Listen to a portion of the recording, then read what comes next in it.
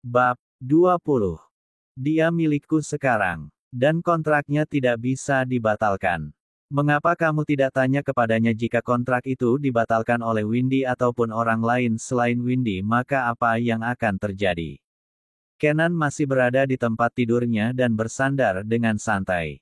Apa yang akan terjadi Windy? Raka mengalihkan pandangannya kepada Windy. Windy masih diam. Mulutnya seakan takut mengatakan isi kontrak mereka yang dibuat sepihak oleh Kenan dan sama sekali tanpa persetujuannya dan sifatnya sangat memaksa. Windy, teriak Raka. Ini pertama kalinya dia berbicara kasar kepada Windy. Jika aku ataupun orang lain membatalkan maka aku. Windy masih terbata-bata sedangkan Kenan hanya tersenyum manis melihat Windy yang tampak ragu-ragu dengan perkataannya. Aku, apa Windia? Raka kembali berbicara dengan nada tinggi. Aku akan menikah dengan tuan muda. Apa? Kontrak gila macam apa itu? Raka benar menjadi sangat kesal mendengar perjanjian kontrak mereka. Terserah kamu Raka, kakak tidak memaksamu untuk membatalkannya. Mungkin kamu ingin melihat kakakmu menikah muda ya. Kenan masih tersenyum kepada Raka sedangkan Windy hanya bisa menundukkan kepalanya. Apa yang kalian ributkan? Kanaya sudah berada di depan pintu kamar Kenan. Nyonya Kanaya. Windy semakin takut, karena dirinya yang menjadi pusat permasalahan mereka. Maaf, aku akan keluar. Windy menundukkan kepalanya kepada maminya Kenan. Jangan pergi dari sini. Raka dan Kenan menarik tangannya secara bersamaan, Raka menarik tangan kanannya dan Kenan menarik tangan kirinya. Ternyata cinta segitiga ya, kata Kanaya sambil tersenyum kepada ketiga anak remaja di depannya bagaikan sedang syuting sinetron. Dia bukan levelku. Lihat mukanya begitu jelek mana mungkin aku menyukainya. Kenan langsung melepaskan tangannya dari tangan Windy. Sudah, sekarang kalian turun ke lantai bawah, kita makan bersama. Kanaya masih tersenyum geli melihat tingkah Kenan yang sok-sokan itu. Iya Mi, kata Kenan dan Raka secara bersamaan. Jauh sebelumnya Raka sudah lebih dulu mencintai Windy sejak pertama kali masuk ke sekolah itu. Saat itu Windy yang polos sedang melihat pengumuman nama-nama yang lolos masuk ke sekolah mereka. Windy peringkat pertama dan Raka peringkat kedua. Saat itu mereka berdiri berdampingan dan tangan mereka tidak sengaja bersentuhan saat menunjuk nama di papan pengumuman. Windy polos hanya melayangkan senyuman indahnya terlihat giginya yang ginsul dan lesung pipinya di sebelah kanan tambah mempercantik dirinya. Raka yang terpanah dengan inner beauty seorang Windy, saat itu juga menyuruh mamanya Hana untuk menghadap kepala sekolah agar dia dan Windy bisa sekelas. Jadi bukan secara sengaja mereka sekelas tetapi sebenarnya Raka sudah merencanakannya sejak awal agar dia bisa menjadi dekat dengan Windy. Yang membuat Raka benci ketika ternyata Erika mantan pacarnya saat SMP masih terus mengejarnya hingga dia juga mengikuti Raka bersekolah di tempat yang sama dan untung saja mereka tidak sekelas. Erika sebenarnya gadis yang sangat cantik tapi sifatnya yang cemburuan itu membuat Raka tidak tahan dengannya dan akhirnya hubungan cinta monyet mereka berakhir secara sepihak oleh Raka. Di meja makan, Raka dan Kenan duduk berdampingan. Raka masih saja kesal dengan kakak sepupunya itu bisa terlihat jelas dari raut wajahnya. Mi aku akan keluar bersama Windy malam ini. Kenan menyantap makanannya dan ingin mendengarkan kepada Raka jika dia akan pergi bersama Windy. Kak Kenan jangan ajak dia ke tempat yang aneh-aneh, dia itu masih polos, kalau terjadi apa-apa dengannya memangnya kakak akan bertanggung jawab. Kamu tahu dari mana dia masih polos? Kenan masih serius menyantap makanannya. Kalian ini ribut mulu kalau ketemu, bisa-bisa Oma dan Opa mati jantungan karena kalian. Oma Anita berusaha melerai cucu-cucunya. Iya mereka ini selalu saja seperti ini, abis makan Raka langsung pulang. Tadi Mama Hana udah nelpon Mami, katanya kamu harus pulang Erika udah lama nungguin kamu di rumah sejak pulang sekolah. Ucap Kanaya. Ngapain lagi gadis itu? Malam ini aku akan harus tuntaskan masalah dengannya dan sisa Windy lagi fokus utamaku. Guman Raka dalam hati. Tuh dengar, Urus tuh gadis manjamu, sepertinya dia ingin dinikahi. Kenan tersenyum meledek kepada Raka. Lihat saja besok, aku akan berusaha memenangkan hatinya Windy. Raka langsung berdiri dari tempat duduknya dan menciumi oma dan opanya untuk berpamitan pulang. Bye Raka, salam untuk Eri kamu. Kenan melambaikan tangan dan Raka hanya membalasnya dengan membalik ibu jarinya ke bawah. Kenan, kamu itu, jangan berbuat seperti itu kepada adikmu. Ucap Kanaya kepada Kenan. Iyalah mingak lagi deh, tapi aku keluar ya malam ini. Izin dulu sama papimu. Udah Mi, aku udah telepon papi tadi. Papi bilang nikmati aja masa mudamu nak, entar kalau udah tua nyesal nggak bahagia. Kenan mengedipkan matanya kepada maminya. Benar-benar ya papimu itu. Kanaya hanya bisa pasrah. Ini karena turunan dari opanya, setelah itu anaknya sekarang lagi cucunya. Oma Anita hanya menggelengkan kepalanya. Iya dong Oma, buah tak jauh jatuh dari pohonnya. Kenan dan opanya pun tertawa bersama. Selesai makan, Kenan langsung menemui Windy di bagian belakang rumahnya. Windy sedang makan bersama asisten rumah tangga yang lainnya. Untung saja di rumah Kenan ada banyak asisten rumah tangga, jadi dia tidak kesepian dan terkadang mereka juga curhat tentang kehidupan pribadi mereka. Hei Windy, ini pertama kalinya Kenan menyebut namanya. Semua orang yang makan menjadi diam dan tidak berani menatap Kenan, dan ini pertama kalinya mereka melihat seorang Kenan datang menghampiri asisten rumah tangga di dapur. Iya tuan muda, jawab Windy lembut. Kamu tidak lihat jam berapa ini? Tanya Kenan dengan mukanya yang sangar, tapi Windy masih polos melihatnya. Jam 21.30. Windy melihat jam dinding yang kebetulan tergantung dekat meja makan mereka. Dan, kata Kenan mengangkat alisnya. Dan apa? Jawab Windy masih bingung. Bodoh. Sini, bentak Kenan. Windy langsung berdiri dan asisten rumah tangga yang lain masih menundukkan kepala mereka seakan tidak mendengar pertengkaran Kenan dan Windy. Ray tidak memberi tahumu jika malam ini kamu akan menemaniku. Kak Ray sudah memberi tahuku tuan muda, tapi aku kan sudah bilang kepadanya jika aku tidak akan pergi bersama Anda ke tempat itu. Oh, jadi sekarang kamu berani membantahku. Dan sekarang Ray majikanmu ha? Kenan melotot melihat Windy. Bukan begitu tuan muda. Windy hanya menundukkan kepalanya.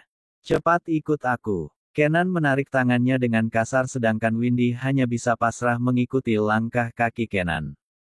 Ray sudah menunggu di depan pintu kamar Kenan. Kenan masih menarik tangan Windy menaiki anak tangga dan terlihat Kenan begitu marah kepada Windy. Buka pintu. Kamu tunggu di situ Ray. Iya tuan. Jawab Ray patuh sambil membuka pintu kamar Kenan.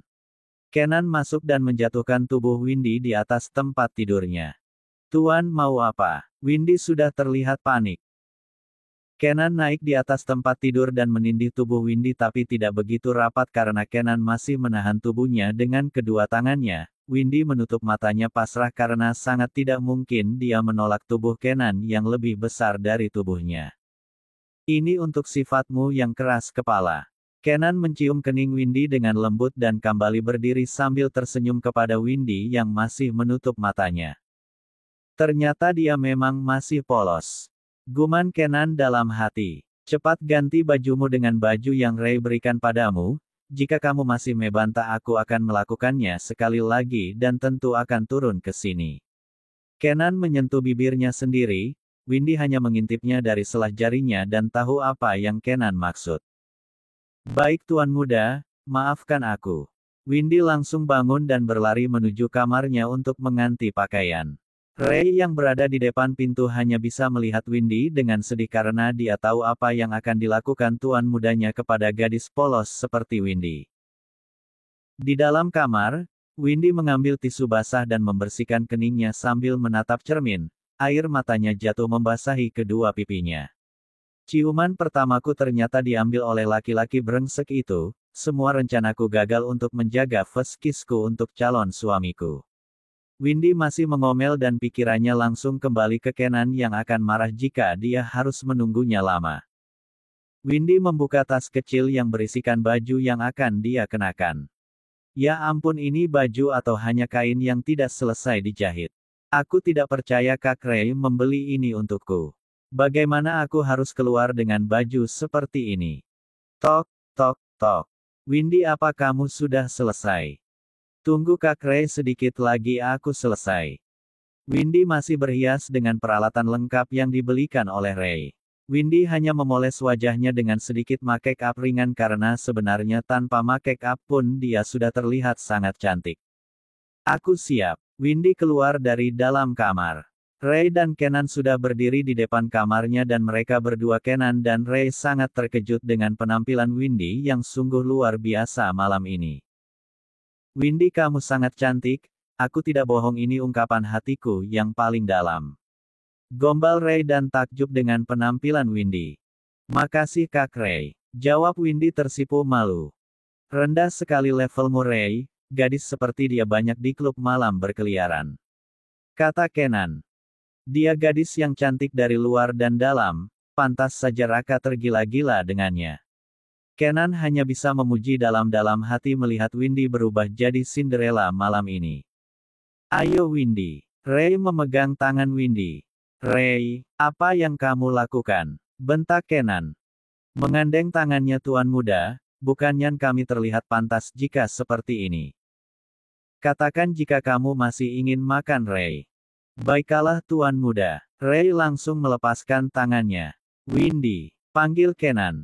Iya tuan muda. Windy sudah mendekat kepada Kenan. Tetap berada di sisiku dan jangan pernah menjauh, kamu mengerti? Iya tuan muda. Kata Windy patuh. Windy duduk berdampingan dengan Kenan di dalam mobil. Kenan mulai mencuri-curi pandang kepada Windy, tapi Ray bisa melihatnya dari kaca spion mobil bagian tengah dan Ray tersenyum dalam hati melihat tuan mudanya. Akhirnya mobil mereka masuk di area klub malam. Kenan memegang tangan Windy dan masuk ke ruangan VVIP yang ada dalam klub itu. Teman Kenan yang ada dalam ruangan itu ada 5 orang. Terlihat mereka mengandeng wanita satu persatu dan saat Kenan masuk, mata mereka tertuju kepada Windy yang menggunakan dress pendek berwarna gold nude yang tambah mempercantik dirinya. Siapa dia Ken? Tanya teman Kenan yang tepat berada di samping mereka duduk. Bukan siapa-siapa, jawab Kenan datar. Oh, dia mainan barumu ya? Dia terlihat menarik juga. Aku pinjam dia malam ini, boleh kan? Hitung-hitung untuk merayakan ulang tahun persahabatan kita. Prak, pukulan keras mengenai wajah temannya yang sedang duduk di sampingnya. Jika aku mendengarnya lagi perkataan itu, akan kupastikan mulutmu tidak akan bisa dipakai untuk makan lagi. Maafkan aku Kenan, aku janji tidak akan mengulanginya lagi. Temannya sudah berlutut di kaki Kenan. Dan semua orang yang ada di ruangan itu menjadi takut dan tidak ada yang berani menatap Windy. Sana pergi. Jangan pernah muncul lagi di hadapanku. Terima kasih Kenan, aku benar-benar minta maaf. Temannya sudah berdiri tapi masih ada sisa-sisa darah yang menetes dari hidungnya, suaranya masih terdengar gemetar saat berbicara kepada Kenan. Ray, pesankan aku ruangan lain. Perintah Kenan. Siap tuan muda. Kata Ray dan sudah keluar dari ruangan setelah menyaksikan tuan mudanya yang begitu santai setelah memukul seseorang sedangkan Windy masih berada di belakang Kenan, tangannya tidak lepas dari genggaman Kenan. Muka Windy begitu pucat melihat Kenan memukul orang sampai seperti itu. Kenan, Windy dan Ray sudah berada di ruangan khusus yang telah dipesan oleh Ray. Tuan muda, apa aku harus menunggu di luar? Ray terlihat canggung berada di antara dua para remaja yang sedang malu-malu saat beradu pandang. Terserah. Kenan sebenarnya memberi kode jika Ray pergi dari ruangan mereka. Kak Ray mau kemana? Windy menarik tangan Ray, dia sebenarnya sangat takut hanya berada berdua bersama Kenan. Maaf Windy, aku akan pergi mencari angin malam. Ray melihat ke arah Kenan sambil mengedipkan matanya sebelah. Sial, mereka berdua sedang bersandiwara di depanku. Mereka pikir aku begitu bodoh sampai tidak tahu maksud kalian. Windy akhirnya menyandarkan badannya melihat Ray yang sudah meninggalkannya bersama Kenan. Tuan muda, sebenarnya mau apa kita berada di sini? Tuan muda boleh bersenang-senang bersama teman tuan muda, biar saja aku sendiri di sini. Nggak apa-apa kok aku berada sini seorang diri. Kata Windy mengusir halus Kenan. Maafkan perkataan temanku Windy. Kenan menatap Windy sehingga membuat Windy bertambah canggung. Nggak apa-apa kok tuan muda, aku tidak marah. Windy mulai menggeser badannya karena Kenan semakin mendekatkan tubuhnya kepadanya. Windy, panggil Kenan dengan lembut sambil membelai rambut panjang Windy. Iya tuan muda, dak-dik-duk bunyi jantung Windy.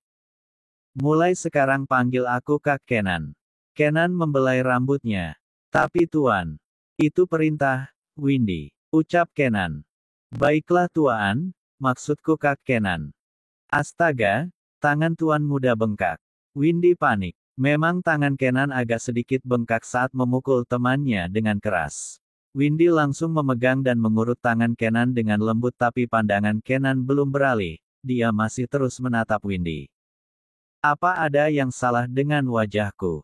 Apa make upku terlihat berlebihan? Tanya Windy karena sejak tadi Kenan hanya memandangnya. Kenan langsung menarik tubuh Windy lalu dia membungkam mulut Windy dengan menggunakan mulutnya dengan lembut. Sungguh aku sudah terjerumus dengan dunia kelam Kenan. Windy kaget tidak percaya Kenan akan menciumnya kembali dan dia hanya mampu menangis dalam hati. Kenan melepaskan ciumannya saat melihat Windy hampir tidak bernapas karenanya. Kamu menangis? Tanya Kenan saat melihat buliran bening jatuh dari kedua mata Windy. Windy sebenarnya ingin menahan air matanya tapi dia tidak mampu lagi menahan sakit hatinya karena ulah Kenan, akhirnya air matanya tak bisa lagi dibendung olehnya. Maafkan aku Windy. Kenan menarik tubuh Windy dan mendekapnya dengan erat. Windy polos akhirnya menangis terseduh-seduh di pelukan Kenan. Hanya itu yang bisa diperbuat meluapkan segala amarahnya kepada Kenan. Anggap kejadian ini tidak pernah terjadi, bisik Kenan di telinganya. Mana bisa seperti itu, setelah apa yang dia lakukan kepadaku dia masih mengatakan kata-kata itu, melupakan. Mungkin jika aku amnesia baru kejadian ini aku bisa lupakan. Ciuman pertama akhirnya berakhir bersama laki-laki yang paling aku benci di dunia ini. Kenan, batin Windy membara, mengomel dan mencaci dalam hati adalah kebiasaan buruknya setiap hari. Cukup lama dia menangis di pelukan Kenan hingga akhirnya suaranya tidak terdengar lagi oleh Kenan. Windy, panggil Kenan. Astaga, gadis ini tertidur. Kenan mengambil HP-nya dan menelpon Ray. Selang beberapa menit Ray sudah tiba dan Windy masih dalam pelukannya. Tuan muda, kenapa dengan Windy? Ray keget. Kamu bisa menebaknya, jangan pura-pura bodoh. Kenan sudah mengangkat tubuh Windy berjalan keluar ruangan menuju mobilnya. Ray, bawa tas dan sepatunya. Siap tuan muda. Ray membuka pintu mobil dan Kenan masuk bersama Windy yang sudah berada di alam mimpi. Kenan meletakkan kepala Windy di atas pangkuannya. Saat itu Kenan kembali tergoda untuk mencium kening Windy tapi dia lupa kalau Ray ada di antara mereka. Akhirnya dia mengurungkan niatnya untuk mencium Windy. Tuan muda, anggap saja aku tidak berada di sini. Kata Ray tanpa menoleh kepadanya yang duduk di kursi belakang. Kamu memang yang terbaik Ray. Ucap Kenan dengan senyuman khasnya. Kenan akhirnya kembali melayangkan kecupan lembut di kening Windy dan mengelus lembut rambut Windy yang panjang. Kenan, apa yang kamu lakukan kepada Windy? Mami Kanaya tepat berada di pintu masuk. Nanti aku jelaskan Mi. Dia sangat berat. Kenan mengangkat tubuh Windy sampai masuk ke dalam kamar Windy. Mami Kanaya dan Ray masih mengikutinya dari belakang menaiki anak tangga. Kenan keluar dari dalam kamar Windy dan menemui maminya. Ray, kamu boleh istirahat. Ucap Mami Kanaya. Iya Nyonya Kanaya, terima kasih. Ray balik kanan dan pergi meninggalkan Kenan. Mami lihat kamu sudah sangat keterlaluan akhir-akhir ini Kenan. Besok kita harus bicara lebih serius bersama Papi mengenai keberangkatanmu ke Amerika. Mami dan Papi sudah menyetujuinya jika kamu akan melanjutkan sekolah di sana. Mami, aku batal melanjutkan sekolah di Amerika. Setelah aku pikir-pikir di dalam negeri masih banyak tempat kuliah yang sama bagusnya dengan luar negeri. Tidak boleh kali ini. Mami dan papi yang memaksamu pergi. Mami sayang, please aku mohon. Kata Kenan sambil mencium tangan maminya. Ada apa denganmu? Kemarin kamu ngotot mau pindah ke luar negeri, sekarang mami dan papi sudah izinkan kamu pergi tapi malah nggak mau, jangan-jangan kamu dan Windy. Mami, tidak boleh memikirkan hal-hal negatif kepada anak sendiri, seharusnya mami dukung keputusan Kenan untuk tetap berada di dekat mami.